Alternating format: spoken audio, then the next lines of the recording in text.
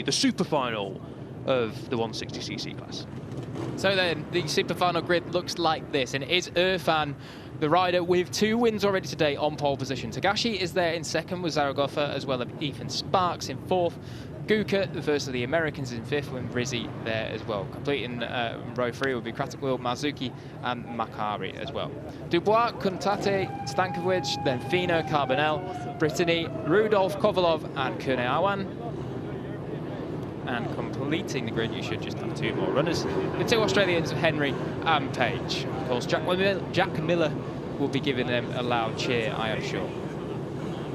Excited for this one then, the first super final race of the afternoon about to get underway. 1 sighting lap, 1 warm-up lap, and then we'll be underway racing. Interested to see who gets the good launch.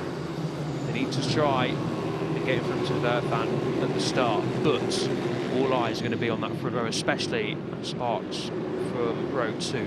Tagashi, I'm really intrigued what the young Japanese rider can do in this one, Jack. He's not going to try and pick his way through the pack in the early exchanges. If he gets a good start, he'll be inside the top 3 at least, you can imagine. And then he'll be saving his energy, saving his tyres, being able to, yeah, like I say, just not expend that energy trying to pick his way through the group. He's up the front already, and he's got to do what he's got to do. There's the championship standings, though. Yeah, so 14 points then, as we do say about Tagashi. He's got to do what he's got to do, and exactly what he has to do is claw back 14 on Irfan. Irfan is sitting pretty there with a full fat 50 points from race 1 and race 2 earlier. Can he pick up another 50 here in the super final? Double points as well. Maybe remind you just for one final time before we do go racing, double points on offer. So 50 points for first, 20 for second, 32 for third, and then the usual system trickling down through there with the double points. It looks a little bit confusion of grid slots just further back. Of course, it can be a little bit confusing when there's quite a few bikes on the track, but here we are then. Lights are on for the super final, and they are off, and it's a cracking start from pole position for Irfan. Tagashi got an absolute horrible start, dropping back to 4th already. He's going to try sweep up the inside of one of the Italians. I think that might be Rizzi that's come through from the second row of the grid. So, 3rd place start then for Tagashi, certainly not a disaster compared to where he was. I think Ethan Sparks has had a nightmare as well. He's down to about 7th or 8th, so not a good start for the young Brit. But at the front, it's Irfan with the dream launch from pole position. Yeah, I was going to say Sparks didn't get away well at all, just got caught up in the pack there. There you can see him on your screens, the number 15 rider, down in around about 7th or 8th place, I think, from P4 on the starting grid. So not a good start for the British rider who won the Austrian MiniGP series in the 160cc class. But, as you say, Jack, a fantastic start from pole position for Irfan. Zaragoza's going with him. Tagashi didn't get away well, but he's held P3. He's inside that top 3, crucially, and he'll be with the top 2 pretty much immediately. Yeah, not a disaster at all for Tagashi. Certainly not ideal, but definitely not a disaster. He's got the pace, as we've seen, and he knows how to overtake around this Valencia karting track. So watch out for him, the number 33 Japanese rider. But at the front, Zaragoza certainly looking racy here in the first couple of laps. He's right on the back of Irfan, the Malaysian. A little bit of a slip there. He takes a quick look over his shoulder just to check where Tagashi is behind him. He's not too close, so panic over for now, but certainly doesn't need to be having too many of those moments. It looks like there's a few lunges down into the last corner. Not sure who that was firing down the inside, but the second of that group, it is the second of Malaysians, the number 36, that is giving chase. That is Marzuki. Yeah, Marzuki then giving chase to the top 5, who have just got about a second in hand over Marzuki in the group behind, which includes Sparks. So Sparks has got to try and make his way up the field very shortly indeed, because if he gets embroiled in the fights further down, Tagashi up the inside at turn 6, not quite that time around though, but he's looking impatient, is Tagashi. Didn't get the start he would have wanted, and here's the group behind. It's getting very busy indeed. That's the 39 of Makari, the MiniGP Qatar rider, getting feisty there through the infield. Oh, big moment on the front end there for Tagashi through the final corner. Then a bunny hop back onto the circuit there for Lorenzo Rizzi, the Italian, on the number 31. So it's all kicking off at the front. I think Ethan Sparks was having a bit of a battle as well towards the end of that lap. He's certainly not had the best first couple of laps from that 4th place starting slot. So the super final not going the way that young Ethan Sparks would have liked. But at the front, this group of 5, it's a 10-wheeler. And I have to say, actually, Irfan looks like he's lit the jets up on this lap. He's pulled away.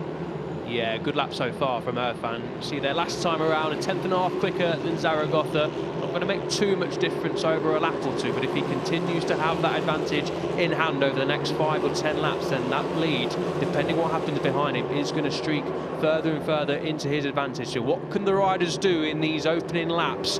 Long way to go, of course. The top 5 have broken clear of the group behind. What is the gap? Oh, that is huge! Oh my lord, I really hope that Rizzi is okay.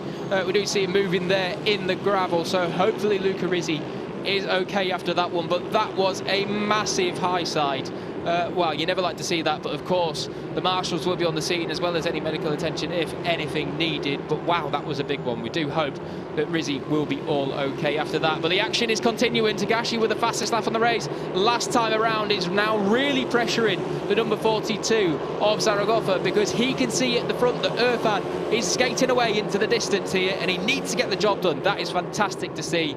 Shaw feeling a little bit beaten up in second hand, but good to see. Wow, that really was a big one, wasn't it? Bit of a whack on the head there, but fantastic that Luca Rizzi is up and all okay.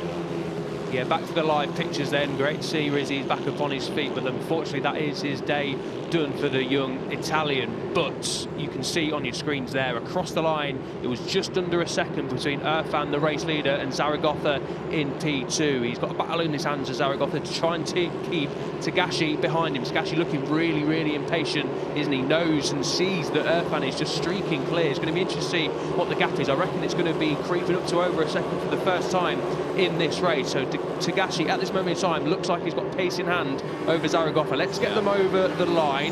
Yeah, they're slower than Zaragoza. Oh, not quite. Zaragoza just sweeps around the outside. Sorry, Elliot, to cut you off there. But it looks as though, what's the pace looking like, as you do say? A 44.2 for Irfan, and then behind, Zaragoza was down at a 44.6 that last lap, with Tagashi at a 44.4 pretty much. So definitely needs to get through here on Zaragoza if he wants to win this race. Yeah, just a little bit further down the field as well. Sparks at a 44.2, the second fastest lap that time around. McCary, who's currently in P5, is bringing Sparks with him into the sort of top 4-5. Guka there in P4, Mini Cup USA rider, just hanging off the back of this lead sort of 3, but as you can see across the line, 1.8 seconds now is the gap at the front. Wow, that was a big one there on the front end for Kotaro, beg my pardon, Togashi. Massive front end moment. We've seen a couple of times he's had a little bit of a head shake on the front end, as that's a belting lap there from Ethan Sparks. He's looking to fight back from where he's at the minute, 6th place, looking to get through on Macari, a 44.180. That was the fastest on track that time by, what, 10.5. So motoring is the young Brit there in 6th place. We'll have to keep an eye on his progress. But at the front, it's almost 2 seconds now, Irfan's lead. And this could be it with 11 laps to go. Still a long way, but 11 laps to go in a 2-second lead. That's looking pretty handy. Yeah, what's the gap over the line? 2 seconds, his advantage now. Irfan just setting consistent low 44s. The riders behind Zaragoza and Tagashi were back into the sort of mid 44s, but that's not enough. Crattockville, 44.1, the fastest lap of the race. Down in P7 is Crattockville at this moment in time. He's in the battle with Sparks and McCary, who are trying to bridge the gap to Guka in P4, who's tagged himself right onto the back of Zaragoza and Tagashi. This is an interesting fight, and Tagashi has got the better of Zaragoza now, so interesting to see what that gap will be over the line. It's sort of now or never. These next few laps are crucial if they're going to try and catch Irfan. Yeah, it's going to be interesting to see what he can do. The pace is pretty similar, 44.3 against the 44.4 for Togashi. We'll see what he can do, because obviously he had to make that overtake on the last lap around, but we haven't really seen anything in terms of pace dive down towards the very, very low 44s. So there's not too much wiggle room there for Tagashi if he is going to start to close down Irfan at the front. But with 2.2 seconds, I mean, even if he takes 2/10 out of him, he's still not going to be right on with him. So he needs to take a hell of a chunk out of him each lap and do that consistently to make it happen. But as it would stand, it would be 100 points to Irfan, the full 100% from today then, with Tagashi taking 2nd place. Certainly not bad at all after starting 8th in the 2 regular races earlier today. Fantastic stuff this from Irfan. Slightly quicker lap time that time around from Tagashi, but nowhere near enough, unfortunately, at this moment in time to try and bridge that gap. to get it down towards a fight towards the end of the race. If my maths don't fail me, which they usually do, but if it don't fail me on this occasion, I think a P1 or P2 for Irfan in this race will crown him the champion. So even if they do catch him, they've got to try and pass him for the race win and hope that Tagashi finishes P1 in Tagashi's sake and Irfan finishes outside the top 2 for this to change. Yeah, really at this point, Tagashi is just relying on a mistake from Irfan to drop them back into the clutches of this chasing trio, and then we'll see what can happen. You have to say, shout out, we've been waffling on about the top 3 in this race, but shout out to Nathan Guka doing a cracking job there, the American. He's got better and better through these races through the day, and certainly seems as though this time in the super final he's got a chunk more pace. So certainly cracking job there, the number 47 American.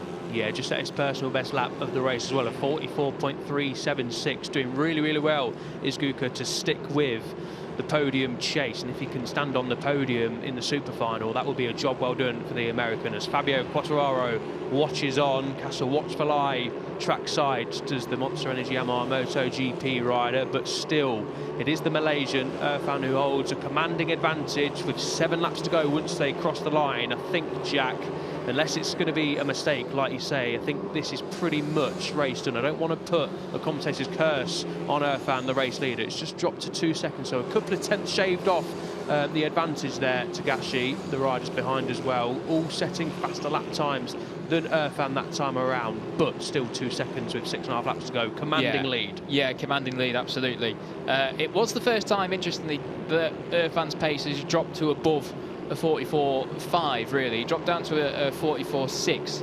So we'll just keep an eye on that, because maybe if he is starting to tail off with a little bit of pace, if he keeps putting in 44.6s, 44.7s even, then it does get into the territory where if Tagashi can find those consistent 44.3s, as that's Marzuki the second and the Malaysians, that's crashed out, unfortunately, looking like a little bit of damage there to the rear end of Avale, so must have been a big one there for Marzuki, but glad to see he is all okay.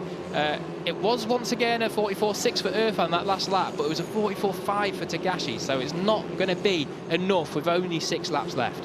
Yeah, he's probably just managing this at this moment in time. He'll be aware of the sort of gap he'll have over the chasers, will Irfan, Tagashi, Zaragoza and Guka. Can't sort of relax too much, of course. He's into a nice rhythm, and as soon as you sort of relax too much, that's when mistakes come. So he's going to want to keep the pace up, and he is doing. He's only losing a tenth or 2 per lap, which is absolutely fine with 5 laps to go. But they are closing in. It is visibly closer this time around. What's the gap going to be? Yeah, 1.5 seconds. A chunk. So that is a good chunk. Yeah, that is a hell of a chunk. That's about 4 tenths that he's taken out of him. Irfan dropped down to a 44.8 and a high 44.8 that last time around, where Tagashi was once again in the 44.4s. So consistency is king there for Tagashi. And look at that, 0.393 of a second on that lap. I mean, if he does that a couple more times, then we're going to be starting to talk about striking distance here, even though a lap ago we thought this was done.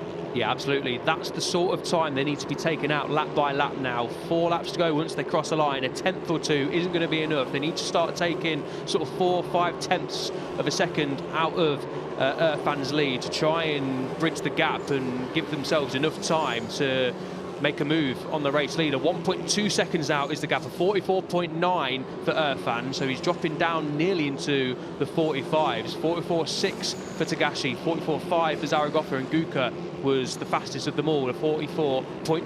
1.2 seconds then is the gap. This is starting to feel a little bit like the Australian Grand Prix. I tell you that. Well, let's see what happens here. Of course, in this case, Irfan would be Martin, and the chasing pack would be all the rest. I mean, I don't think he's going to hand over a 1.2 second lead with only 3 laps to go this time when he comes around. That looks pretty similar to me. We'll see if he's responded and improved his lap time once again. But Irfan, with 3 to go, is definitely under pressure. Has he responded? He has, fantastically. It's a 44.4 and faster than Tagashi. So Irfan has weathered the storm, it seems like. Yeah, class stuff then from Irfan. Just when you thought his lead might be extinguished by the chasers, he's just responded really, really well at 44.4 to go quicker than the rest. So 2.5 laps to go. This looks like it's all done and dusted in terms of the 160cc title and race victory in the super final. But this podium fight raging on is fascinating. Tagashi leading it so far. He will finish, as things stand, second in the overall standings. Zaragoza and Guka fighting behind him. Guka early. Oh, Brittany's gone down. That's a shame for the number 26 riding for the Indonesia MiniGP series. I was just about to say about Nathan Guka, he's had a 6th and then a 5th in race 1 and race 2. He's currently 4th. He's sure he will not want that 4th, because 4th is the worst position in motorcycle racing possible. So I'm sure he'll be wanting that 3rd place. But it has to be said, it looks as though they're maybe just starting to drop the American from that trio right at the front. But we'll see what Nathan Guka can do. But he hasn't got long to do it. Only a lap and a half now. There's a little bit of a twitch there on the rear end for Zaragoza. You can tell that they're pushing on in these final stages. Yeah, they certainly are. Irfan got a 2nd over the lead advantage. The riders behind were a 10th and a half quicker that time around. But with 1 lap to go, I think it's all done and dusted, barring a mistake. The Malaysian just got to cruise around now, keep it nice and steady, keep it on the straight and narrow, and he will be crowned the 160cc Mini-GP champion. Yeah, that sounds pretty good, doesn't it? There we are. We are looking then at the champion-elect here. 1 race 1 earlier, 1 race 2 as well, and a bit more of a battle, you have to be said, in race 2. They definitely had a similar, or at least more similar pace to Irfan, but he did that one, a little bit of hand-to-hand combat, and then this one, he absolutely nailed the start, and it looks as like he's going to go and lead every single lap of this super final and complete the trio here as we round out the final lap and ready to crown our FIM MiniGP 160cc World Series final winner. It is Qabil Irfan from the from the MiniGP Malaysia series. Congratulations to Qabil Irfan. Absolutely fantastic job. Clean sweep on the day. 100% record. Both pole positions. 3 race wins. Not bad indeed. A good day at the office for Irfan. Fantastic Irfan MiniGP Malaysia. You have a new star, Malaysia. Qabil Irfan, a rider to watch in the future. Confirmation there. The 2023 FIM MiniGP World Series 160cc champion. A dominant display. Absolutely worthy winner, of course. Tagashi just pipping Zaragoza to the line. And Guka didn't quite have enough in hand to take it to the podium fight. But a great job from the American, who finishes P4. Yeah, really good job. Done fantastic work all day, really. Just been there or thereabouts, chipped away. Got better with each race, but in the end, none of them could get onto the level of Qabil Irfan today. Absolutely fantastic. It's great to see these young riders come here and race and perform. And there is a lot of pressure. We may think it's quite a small event and all this sort of stuff, but when they fly from their respective countries all the way here, they have to perform. These are meant to be kind of the best of the best from their own Mini-GP series, and they come here, and when you do like what Irfan has done today and take 3 race victories, completely clean sweep the day as well with those pole positions too. I mean, that is performing under pressure and doing it absolutely fantastically. Yeah, exactly that. To come to Spain, as a country you might not have visited before, on the other side of the world, to Malaysia in completely different conditions, on a completely different track. Fantastic stuff from Irfan to set pole position yesterday and then to come out today and win race 1 and race 2 in the fashion that he did. Held off some eager competition and then to do exactly that in the super final. Pressure was on, of course, came into this as the championship leader. No one would have been putting pressure on the shoulders of these young riders, of course, but being a competitor, a young competitor, he'll have known what he had to do and wanted to win and go out, and he did exactly that. Classy stuff from Irfan. A real good day at the office. Tagashi and Zaragoza can also be very proud as well. Yeah, it's easy to forget just how young these riders are. Of course, we can see them. They are tiny still, and of course they're very young. But Irfan, only 11 years old. His birthday's in January, actually, on the 10th of January. So I'm sure he's just earned himself probably a new helmet or something like that to wear for the 2024 season as a nice birthday present. But also a fantastic little present in itself to take home. The crown of 160cc champion. Take the fun away then from Kotaro Tagashi. Did a fantastic job. You'd have to say if he had a better start. I mean, again, he had the pace at the end. If he had a little bit of a better start, it kind of went skywards rather than more forwards. Oh, and he's upset, bless him. But he should be very proud. He's done a fantastic job today. And it's good to see everyone around him there consoling him and make sure he's at least not having too many tears, wiping away the tears. That's it. That's yeah, no, you can be very proud of what he's achieved this week here in Spain. There's the championship standings. Irfan Well, that's not your championship standings, that's the standings from the race. Yeah. That's the points from the race. Double points, of course, Irfan. The full 50, Tagashi 36, Zaragoza 33, and Sparks. I think that was the championship standings before the race, the super final. Yeah. So ignore that graphic. Irfan did pick up 50 points in that race, and it'll be 100 points, of course, for Irfan. A perfect day out for the young Malaysian, but good to see everyone down there ready to celebrate. Johan Zarco, MotoGP race winner this year, of course, supporting everyone down there, especially the French riders. And it'll be soon time for the podium ceremony for the first super final of 2. There is the proper championship standings. Confirmed then, 100. Oh, my God, I'm struggling here, aren't I? 100 points for Qabil Irfan.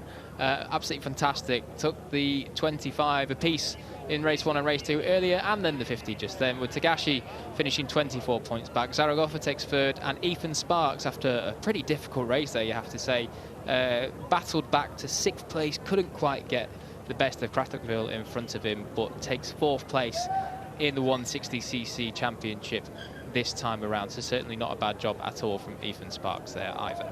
Yeah, that's the trouble, isn't it? When you don't get the start you would have wanted, the riders sort of all in that top 6, top 7 have pretty similar pace. Difficult to overtake around this track, of course, unless you've got really, really good pace and make a decent lunge up the inside. We've seen Sparks do that a couple of times, especially at turns 8 and 9. Here's a few clips of what we've just seen. You can see there Tagashi not getting the launch he would have wanted, slipped back to P4, but nice little switch back there at turn 1. But ultimately that gap at the front was a little bit too big. By the time he made this move down into turn 2, we've seen that at least 2 or 3 times today, haven't we, from Tagashi. We're going to see here just the opening laps through the midfield section, and that was the run to the line as Irfan realised he has become the 2023 160cc champ. Yeah, fantastic job, and we very much look forward to seeing him back again next year. I'm sure he'll maybe move up to the 190cc class when he's old enough. Here he is then, your race winner. Hopefully we can hear from him. Qabil, it's been an incredible day for you. You won race 1, you won race 2, you won the super final race, and you are the 160cc champion. How do you feel? I very, very happy, but I win the three race. I happy, very happy. And in Malay if you won? Syukur Alhamdulillah rezeki saya menang tahun ni. Terima kasih kepada kru-kru ZK yang siapkan motor saya, dan terima kasih kepada mak ayah saya yang selalu support saya. Terima kasih, Itanya. Gracias. 3 languages on display there, Malay, English, and then Spanish at the end. Fantastic, very bright young man is Qabil Irfan. So brilliant to hear there from our 160cc champion, and hopefully we can hear from our other podium finishers as well very, very soon. But this will be your confirmed results then for the 160cc class super final. By 1.2 seconds, Qabil Irfan is your winner, and subsequently our 2023 160cc champion. Tagashi takes 2nd, obviously be hoping for more, but certainly not bad at all to finish 2nd on the race and in the series. Zaragoza takes 3rd from Guka, Krathukville, Sparks, Makari, Fino and Dubois in 9th, and rounding out the top 10 with Stankovic, then Kurniawan, Kunitate, Carbonell, Kovalov, Page, Rudolph, and the first of the Australians, Ricky Henry, and then Brittany, Marzuki and Luca Rizzi, who had that big crash at turn 1. Glad to see that he was up and all okay. 100 points for Qabil Irfan. Not much to do with the maths there. Absolutely whitewashed it. 100 to him. 76 to Takashi takes 2nd place from Zaragoza, and Sparks in 4th. Guka takes 5th after some solid results from Krathukville, Makari, Dubois, and Lorenzo Fino rounds the top page. Stankovic once again completes the top 10 in 10th there with 21 points from Rizzi, Kunitate, Carbonell, Marzuki, Kurniawan, Kovalov, and Davino Brittany, the Indonesian, in 17th. And then completing our championship order is Jason Rudolph and Jake Page.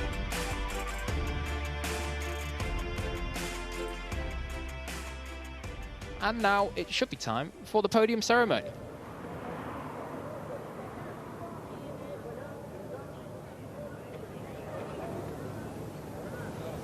So, ladies and gentlemen, welcome to the super final podium in the 160cc class.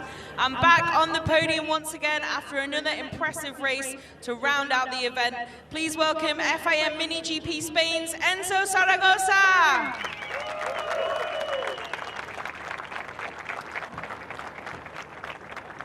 And it's also another podium for FIM MiniGP Japan Series rider, Kotaro Togashi.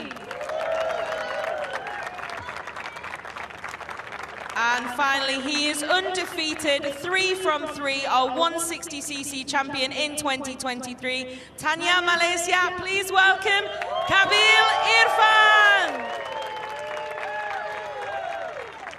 And we have a very VIP dignitary for the 160 super final podium, which is Prima Pramat Racing Joan Zarco. And first he'll present the 3rd place trophy to Enzo Zaragoza.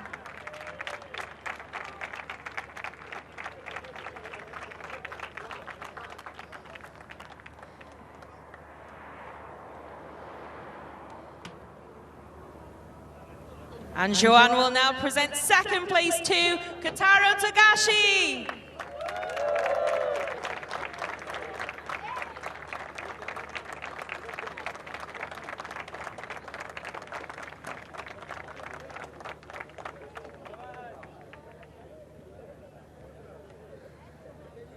And finally, it's the 3rd winner's trophy of the day. Please put your hands together once again for Qabil Irfan from Malaysia.